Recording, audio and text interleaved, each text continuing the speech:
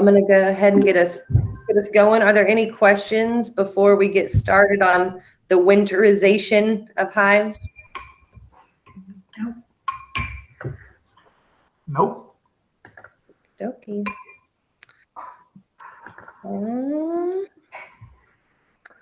Let me get my percent. It's always the technical part of like I'm recording, but now I got a screen share. And all right. You guys see it? Yes, I see it. All right. Yes. Well, as people hop on, we're going to be talking about winterizing hives. The monthly email that goes out, I just try to give the same information as many ways as I can. Some people are like, can you turn your monthly emails into TikTok videos? So coming at you as many ways as possible. But tonight's information is pretty helpful if you haven't already started winterizing. So just kind of the last final inspection.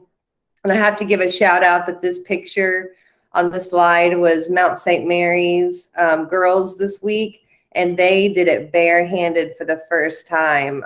They've been wearing gloves for the past year, and I finally started to really push them to practice their calmness. And so I was really proud that they did it, their final inspection with bare hands this year. So to get us started, just so we all know who's on here, if you don't mind telling us your name, favorite fall dish, and any kind of questions you have going into winterizing. So I'm Lauren. Favorite fall dish, I'm going to be broad and say the crock pot. I love just being able to put anything in there. And 5 hours later, there's a meal waiting on me, and I love it. So if anybody wants to go ahead and start. My favorite fall dish is curry. I like to make curry. About it. What's your name? Oh, Angela. Sorry. And I'm Scott. And our winterization questions are, what do we do? Thank you. And is it too late? Are they already too cold? Plenty of time. I'm Greg, and this is my girlfriend Shar. And my favorite fall dish is green bean casserole. And I don't have any questions yet. I'm just here to learn all I can before I get any bees. I'm just studying. Thanks.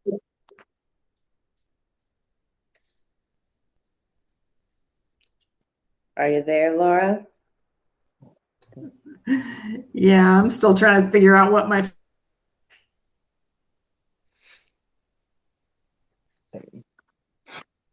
Hi, I'm Shar. Fall dish, stew. I'm going to say paleo pizza. And questions, I have no idea. I'm just learning. And Laura, I think you just broke up for a half second. I think maybe your Wi-Fi being a little glitchy, but did I hear something about pizza? I swear I heard paleo pizza come out of her mouth, and I'm very curious what that is.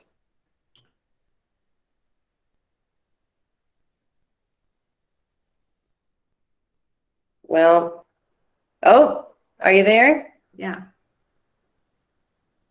Tell us about this dish. It's got pesto sauce.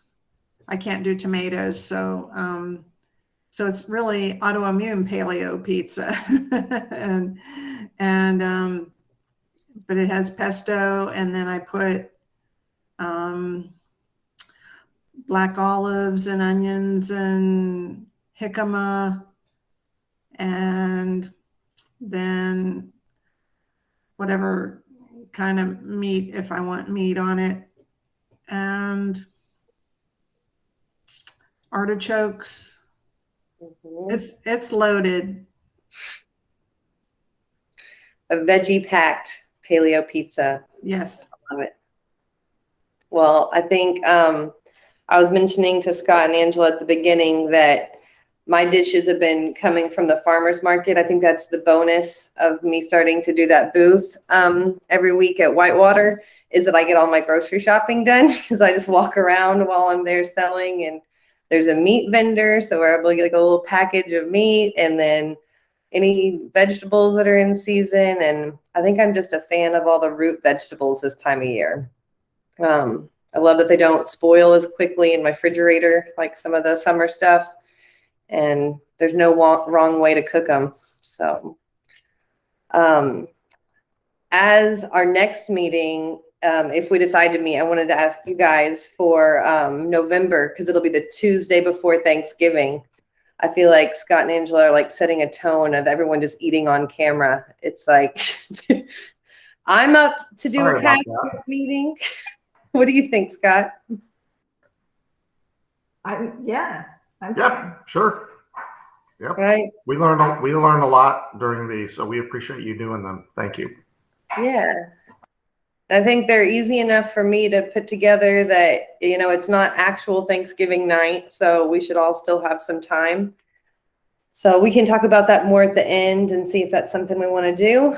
But I wanted to go ahead and get started on preparing for winter. It is not too late if you haven't, or if you're thinking about getting hives for next year. These are just things to set in motion to get ready for the winter. Kind of starting from the inside of the hive, you just want to make sure that their brood looks healthy. We talked about the past couple months about looking for mites, testing for mites, and treating for mites.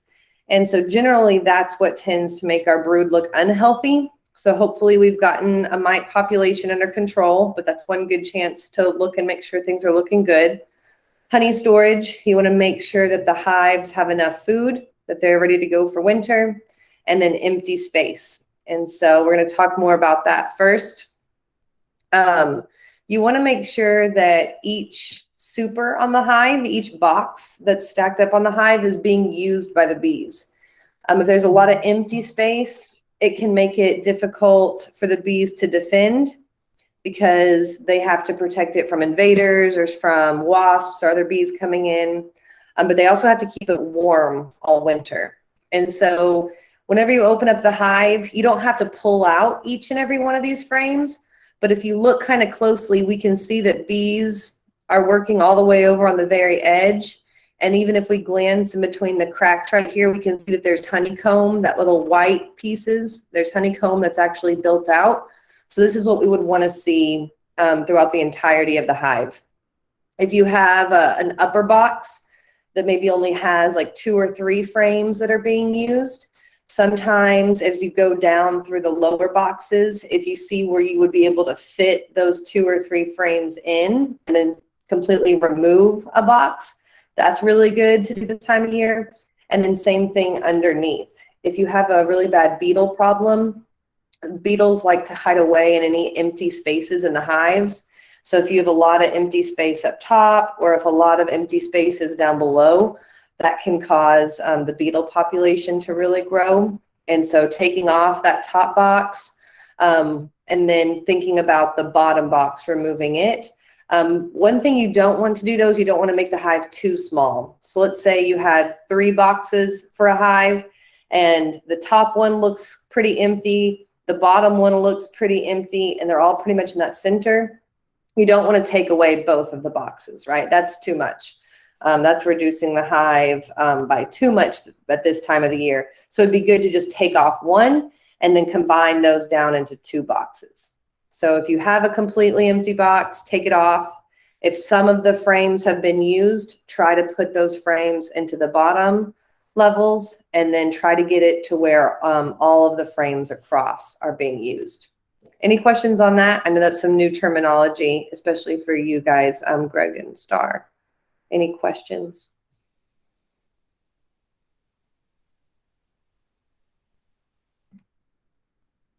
All right.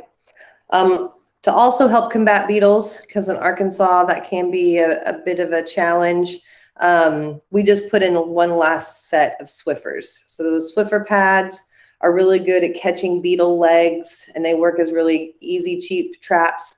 But you can also use plastic beetle traps. Some of them are reusable, some of them you throw them away. But you just want to make sure that as you're stacking the box back together, that you're either putting in some Swiffer pads or you're putting in some traps. Even if the hive doesn't have very many beetles, it's a good preventative to go ahead and put it in there, because it's not going to hurt the hive in any way. It doesn't take up any space and it doesn't cause any problems. So it's good to have even just for early spring. So as you've taken the hive apart, you're really looking to make sure that the space is being used. And then as you're stacking those boxes back together, you just want to place in a beetle trap as you build. Once you get everything back together, the top lid, so this is the view, right, of whenever you take off the very top of the hive, this is that inner cover. Sometimes the inner covers have two sides, where there's one side that's completely flush and then one side that has like a deep side.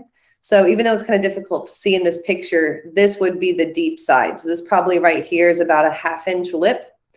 And in the summertime, we even put sticks sometimes to raise that lid up to really help with them with ventilation, because the summers can get so hot in Arkansas.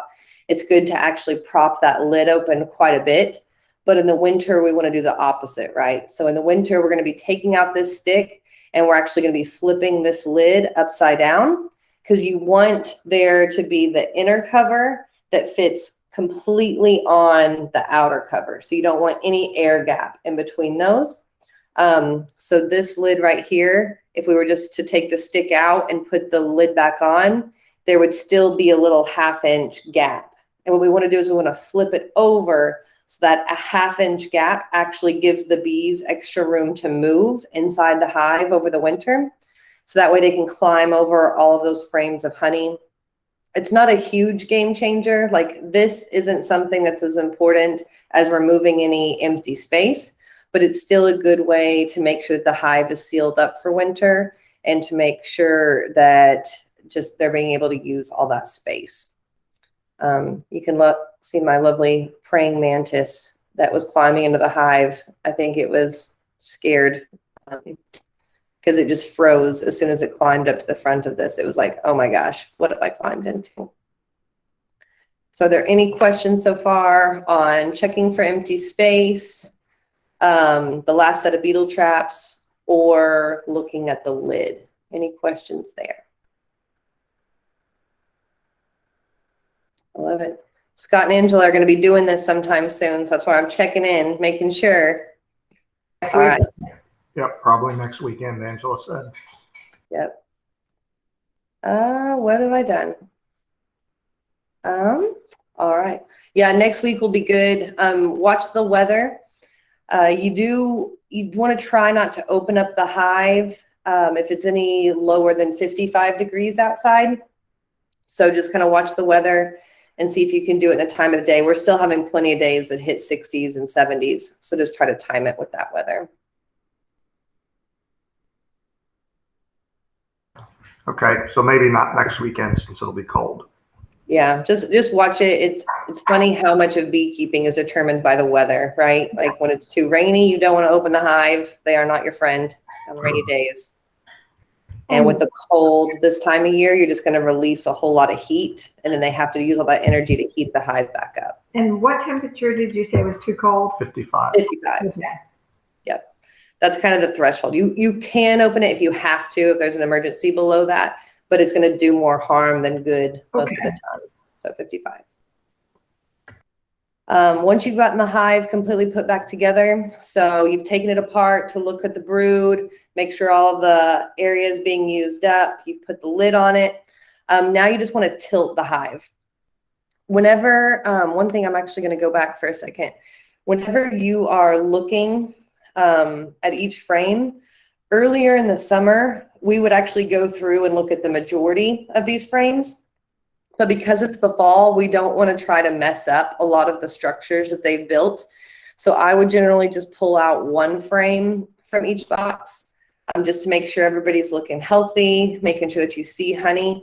but most of it, just like this picture, you can just look and see if the bees are using it. So a lot of it, you don't have to pull out the entire frame. And so in this picture, it was earlier in the summer where their student had pulled out the frame, right, to look at the honey.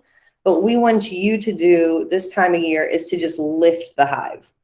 I don't mean like, you know, bear grab it and like lift the whole thing, but if you just tilt it, like get on the back side of the hive and tilt it forward and just feel the weight of it, that's a good indicator. That's a good way to monitor throughout the winter how much honey is left in there.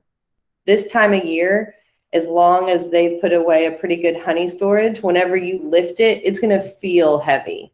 Like I was over at Laura's the other day and I lifted it with one arm just because I've gotten used to how I need to do that, to just lift a hive. And then she tried to do it as casually as I did. Is like, oh no, that's a 2-arm lift. Like it is. It should be substantially heavy whenever you tilt the hive, but you just want to make a mental note. And then that way, every month or so throughout the winter, if you come and lift the hive again, you'll be able to tell if there's a drastic change, right? So if you lift it this time of year and it feels like if you had to lift that hive and carry it 3 feet, like it would be impossible, but you come back in January and you feel like, oh, this is light as a feather. I could almost toss this hive if I needed to. Then that's really important to notice, because that means that we need to feed the bees. So they are going to eat some of this honey throughout the winter, but if we've done our job right, they have plenty of honey to survive the winter. If you come back and let's say December, January, or February, and the hive does feel light, you can either A, wait for a sunny day and open the hive and actually put frames of honey in there if you still have some, or the easier way is just to put a feeder on. You can use an external feeder like we've talked about, or you can use the top feeders like you guys had, Scott and Angela. But this time of year, we should be wrapping up feeding. We shouldn't be doing a whole lot more of that. And then, but as the winter progresses, if the hive feels really light, that's going to be the time to add that feeder back on.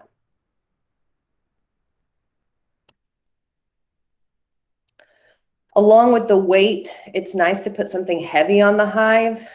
This is a good strategy all times of the year, but especially over the winter, just because if that top of the hive does get knocked off by either a storm or another hungry species, that can be catastrophic for a hive throughout the winter, right? Because they're going to lose all their heat. Any moisture is going to get in through there. If that happens in the spring or the summer, it's not ideal. The bees might leave the hive, right? But over the winter, that would be fatal. So you just want to make sure that there's something heavy. You know, we've used a cinder block at some places. People who do have bear problems, if you live outside of the city and your hive is in a really rural area, you can use the tie-down straps. So that way, even if a bear or a large animal came and tossed the hive around, it should all stay together. But I generally, even in the country, I haven't had any issues with that. I've had more problems with middle schoolers than wild animals knocking hives over. But everybody's got their own property.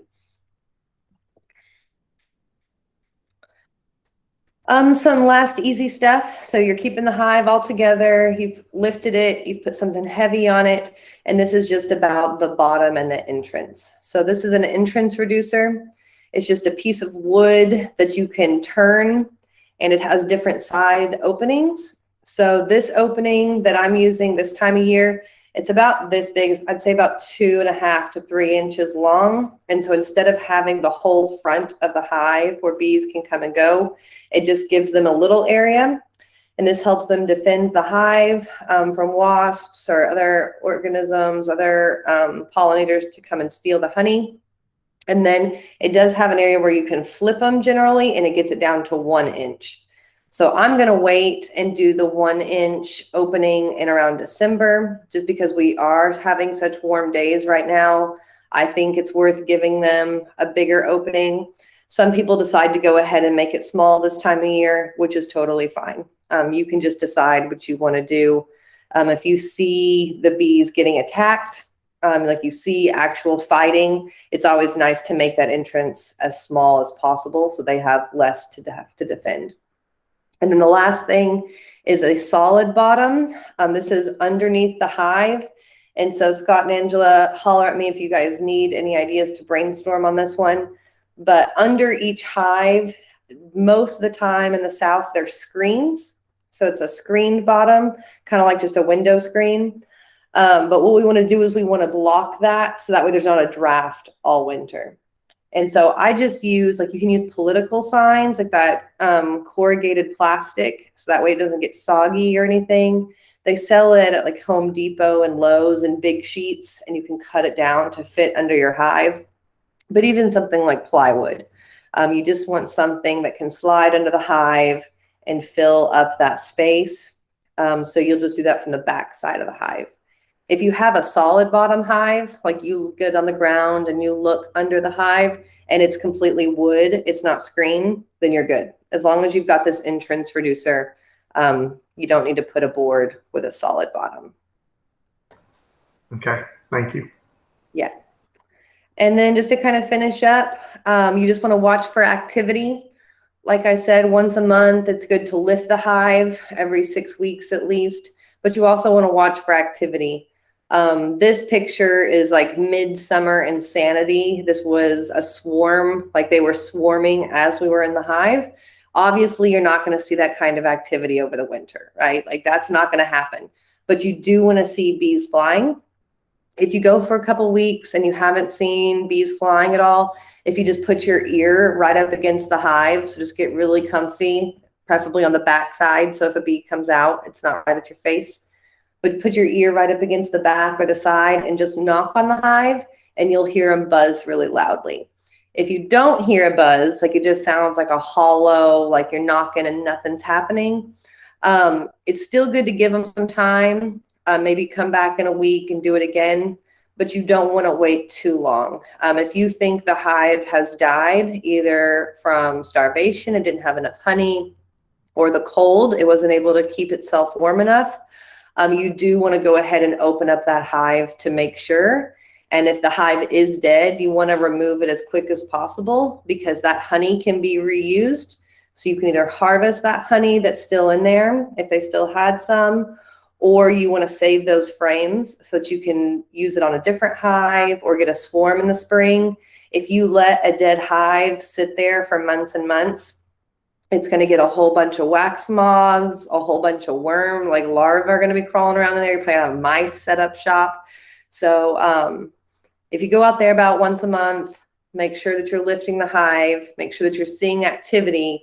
And then if you're knocking and you don't see any activity for several weeks and you don't hear any buzzing, you will want to open it up and see if there's any bees in there. And one quick look a lot of times can verify like, oh, there are still some bees in there. They were just being quiet.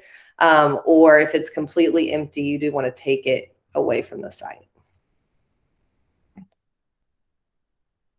And then the last thing this time of year is just getting ready, your yard ready for spring pollinators. In the email I sent, I did include a article. It would download for you as like an attachment. It was an article that you had to pay to get access to. And so I tried to make it where you guys could all see it without having to pay. So I had to make it like a printout. So if you didn't get that, let me know and I can send that attachment to you again. But it's about sowing outdoors, just putting pollinator seeds out now that actually do a good job overwintering. If not that article, there's tons of native flowers that are great to plant in the spring. And especially if you can plant something that flowers early or flowers late, that's a really great way to help pollinators. In Arkansas, we have a really long growing season, but that early February, March, and then the late like August, September, when things get really dry, those are the windows that it's really nice to have flowering plants. So planting anything that will flower for pollinators is wonderful, but especially if you can do something that's native and flowers early or late. Even though people hate to hear it, dandelions are really great for bees. If you can't stand letting dandelions grow in your yard, clover is another pretty good one that is early and late and very low maintenance / no maintenance. So what I propose for that Thanksgiving week meetup is just you guys sharing knowledge on plants. Like I know Scott, like you're obviously involved in plants in the area. Laura as well, I know is you guys have the expertise on that.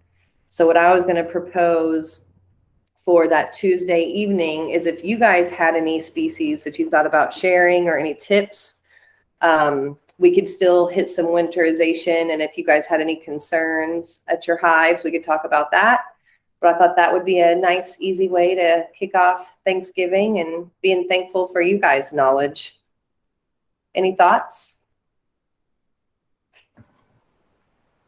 That sounds good. We could definitely come with all of our questions about winterizing and what we didn't quite do right. Okay. Laura, would you feel okay about sharing some stuff? Maybe Danny could join. Yeah, the only thing is we're leaving the next day to go out of town for 5 days and I got to cook all my food. So No worries, no stress. I'm a little iffy, but I can let you know close to the time how I'm doing. Sounds good. And then Greg as well, if you've got any knowledge on any of these things, it'd be nice to hear from others. All right, winterizing questions. The only thing I'm going to move this to is Mead Fest is back on.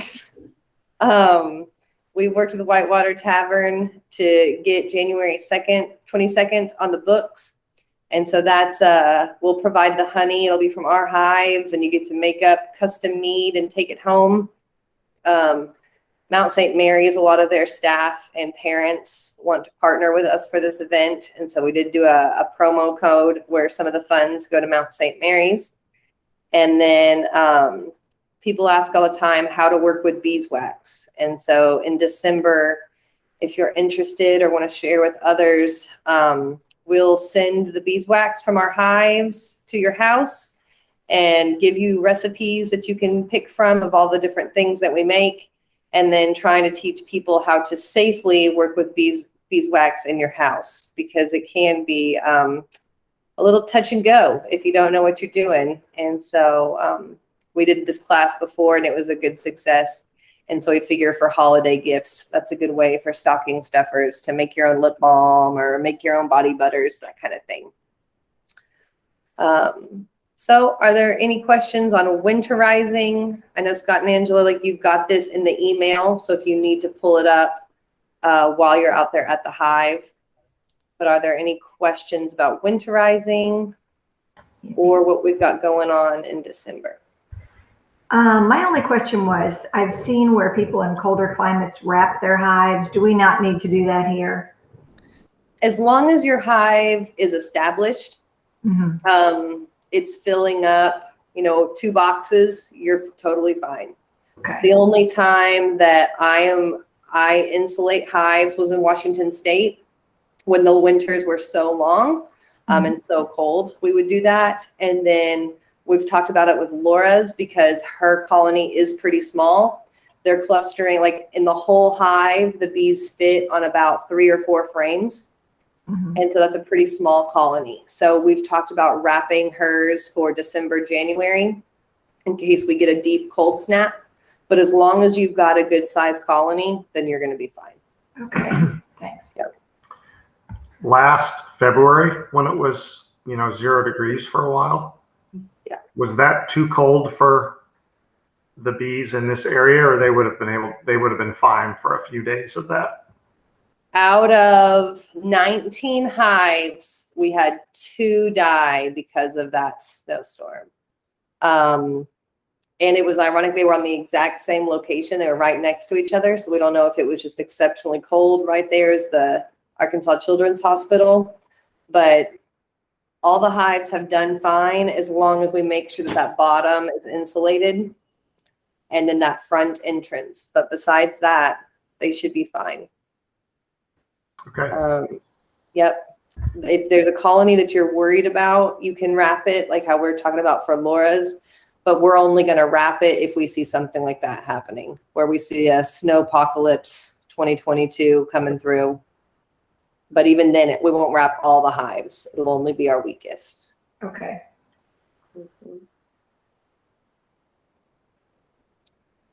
Greg, I'm curious if you've learned something, because a lot of times with these, I'll go over like terminology and we just jumped right in. So I'm curious, a bee fact. I kept up. We attended the bee conference in Mountain Home. We were there, and we've been studying. We have books. So some familiar terminology. Yes. Didn't just feel like a foreign language. Well, good. We'll need them. Well, let me know, Greg, if you guys need any help, especially as spring comes. I love helping people get set up, because I know that it's a bit daunting to jump into this solo. And we went to that Mountain Home conference to a group of us, and there were several beekeepers who were like, oh my gosh, you actually want to teach people beekeeping? They're like, I get asked all the time if I'll mentor people. And I'm like, no. So I love that the other beekeepers were like, Lauren, we're going to tell people to call you. Because I get that it's not for everybody. A lot of people just like to spend time at the hives and kind of get away from people. I guess I'm the weirdo for wanting to hang out with hives with people. Yeah, you're the social beekeeper. It's very helpful. We appreciate it. Well, for sure. Well, check in with us if you guys can that week of Thanksgiving, and I'm excited to hear how Scott and Angela's hive is looking.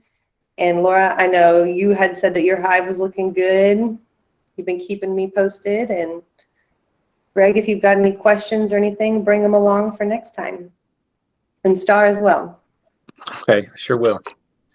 All right. Holler if you guys need anything. Thank you. Thank you. Appreciate it. Thank you. For sure. Appreciate you Thanks. guys. Thanks a bunch. Bye, Laura. It's good to see you. Bye. Good to see you. I'll let you know if I can be there next time. Yeah. Closer. But no worries if you can't. No worries at all. I'm trying to plan it like now because it's going to be a big deal. Yeah. You know, because I got to take all my food. I was going to say, so you're meal prepping for all your stuff. 5 days. Yeah. Yeah. So, yeah, we're going to Kansas City. Okay. To Danny's. Who's there? Danny's oldest son and his family have invited his siblings and us to come up. That's fun. Well, I hope you guys have a great time. I'll know I'll see you before then, though. Bye.